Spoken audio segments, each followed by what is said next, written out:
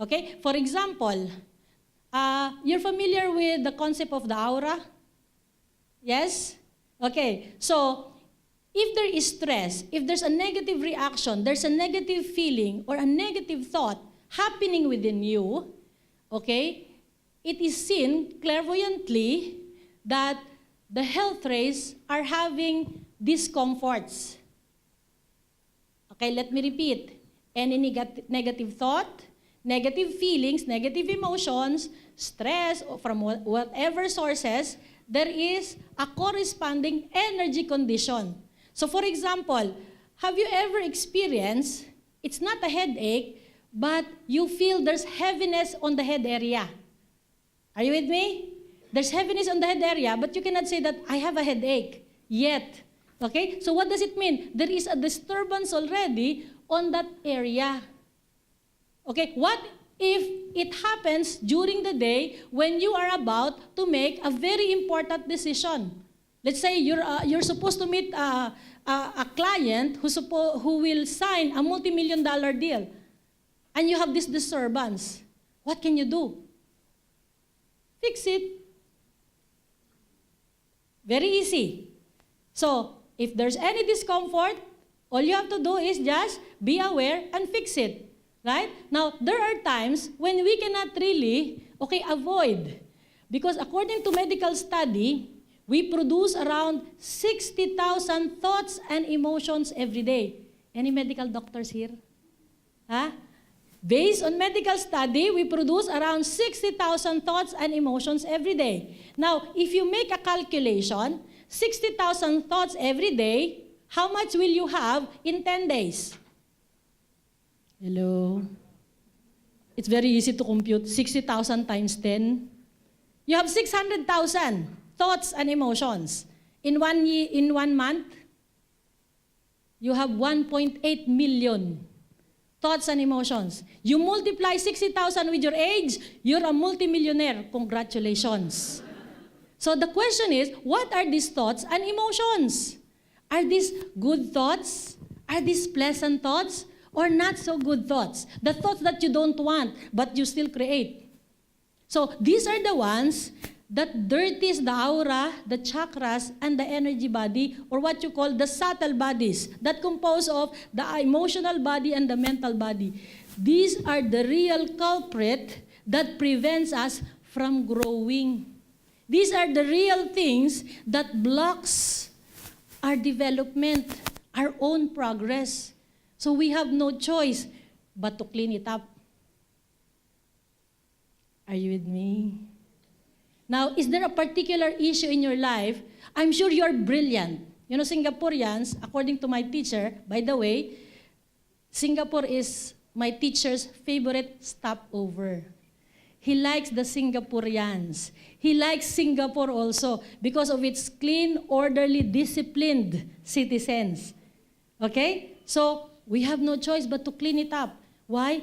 Because to know that we are the one who blocks our own progress, I think we have to start doing something.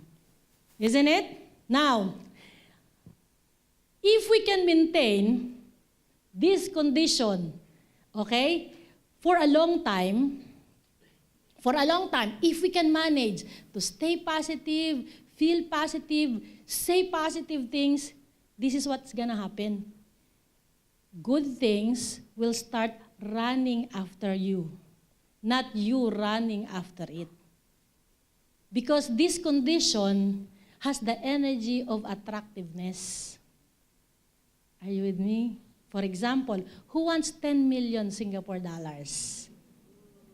So some people say, so what does it mean? I want to, but that is a negative thought. Who wants to become a world traveler, for example? Sabi ko, more hands now.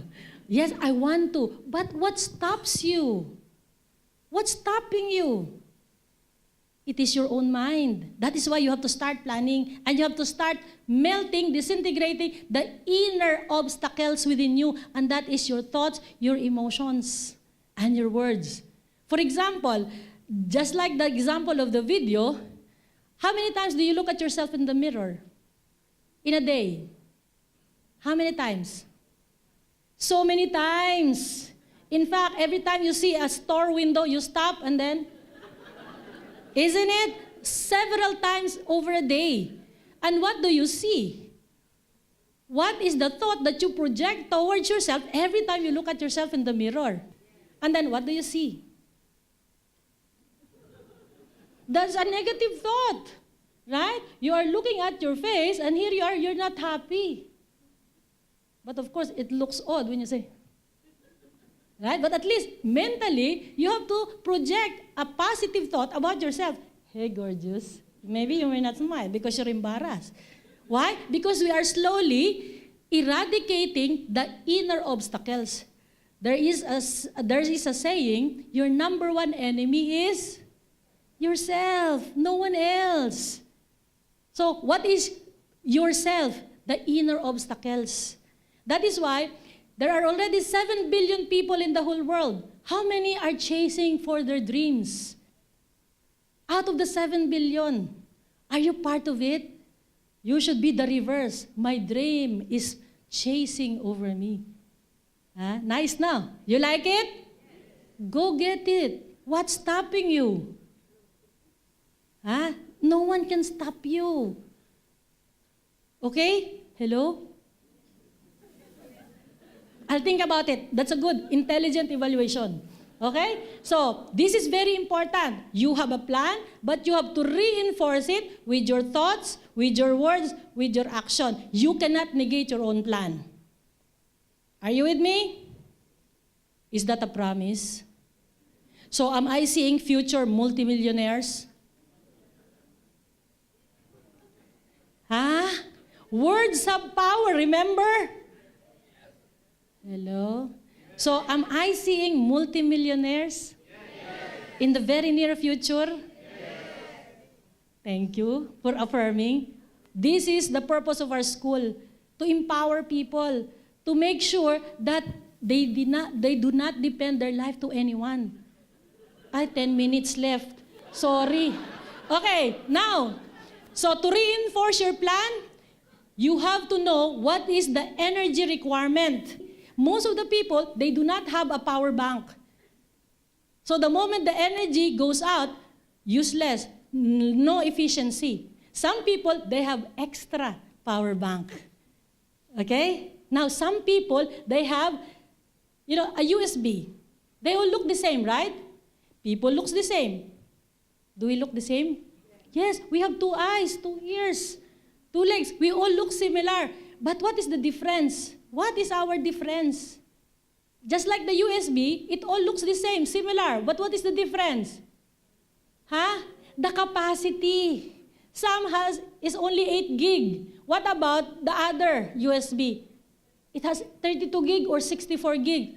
Now, your choice. What is your capacity? Which one is more useful? Which one do you like most? Very easy choice, right? So, there is a secret. You can increase your gig. Sorry, I'm not a computer person. You can increase your capacity into what is the more than 64? 120?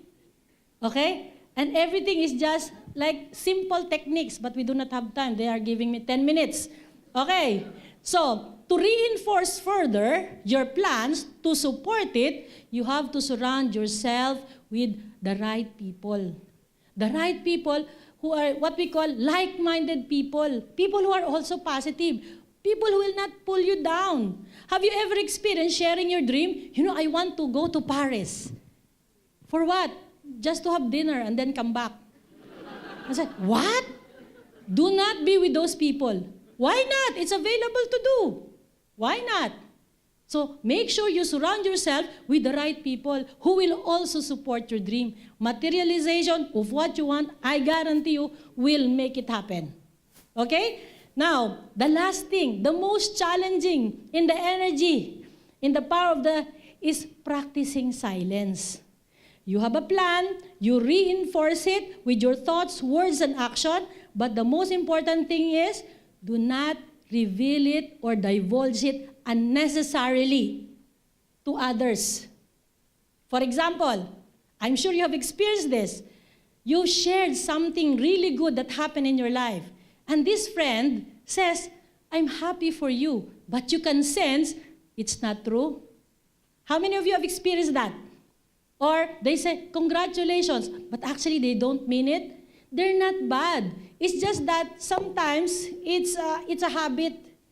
So we say something, but we don't really mean it. Are you with me? So there is power in silence.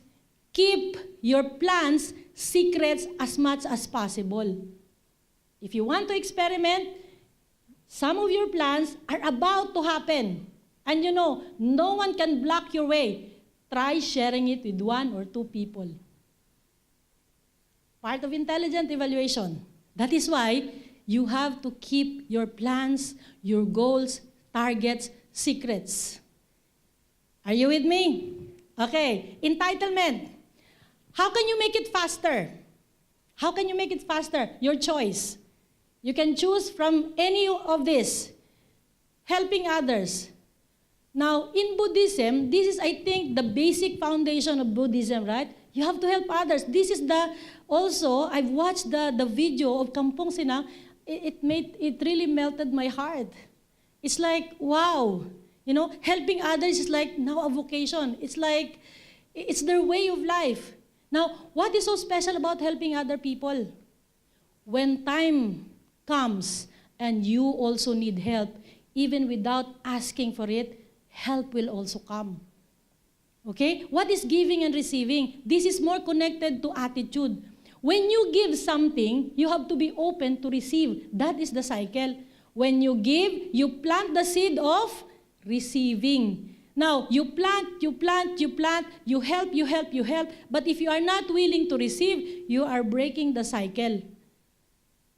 Okay? When someone gives you something, you have to be grateful.